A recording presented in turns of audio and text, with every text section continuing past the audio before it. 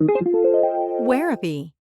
Therapy wherever, whenever. Now you're back for the next section of the podcast, and here I'm going to talk about how the holidays makes us think, what we think about during the holidays. Yeah, but before I do that, I'm going to introduce the third and final country of this week's Therapy World Tour, and that is Lithuania. So if you're from Lithuania, get in touch with me either by email. Just go over to wherapy.com and the info section there at the bottom of the page, or go to Instagram, follow us at Wherapy_ENG, and send us a direct message there.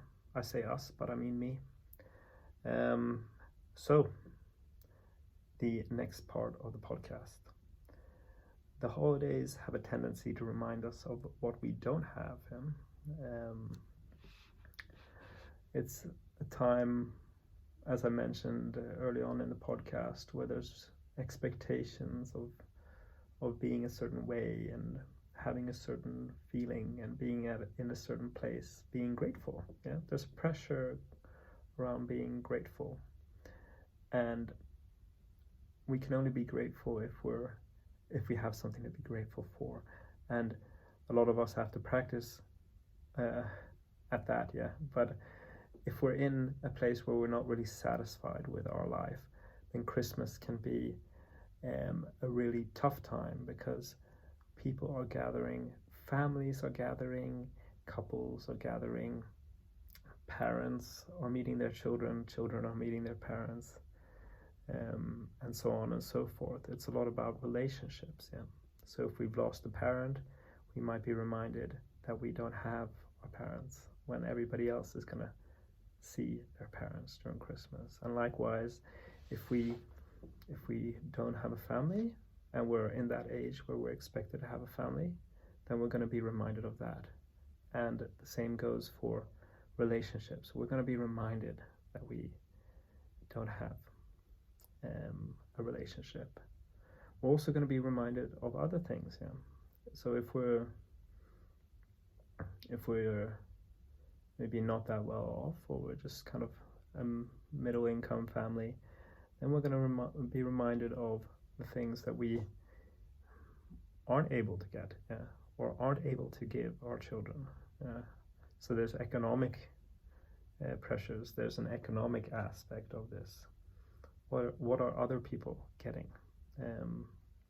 What can I give to my child? And what can I give to my child? What is someone else being able, what can somebody else give to their child?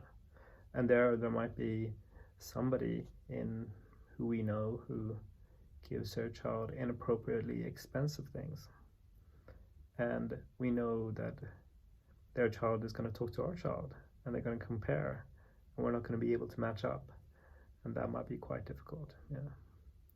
Or we might be that type of person who we don't even have enough money to buy presents.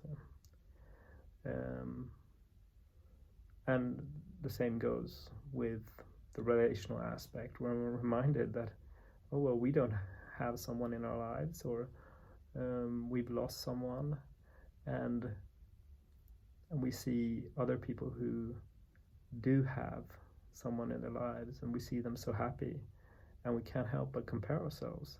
And there we come back to the inner conflict, the reality versus our motivation, what we want versus the reality of us not having it, and that leading to a depression. There's a film starring Nick Cage, a Christmas film, kind of a sort of like the what's that film called, that Charles Dickens story, I think, the Three Spirits of Christmas, something along those lines. He is a family man. He sells tires, I think, and he's not satisfied with his life, and then he gets one wish, and he wishes that he was more of a successful person, and then he realizes that his family doesn't remember them and all that stuff. If you know the name of that film, please write it in the comments below, or please send me an email, because that film was really good, I thought. And that is a film that typically, or quite clearly, demonstrates that aspect of the holidays, that it has a tendency to remind us of a deficiency, which leads to us comparing our motivation in life with the reality of us not having it, and that creating a depression.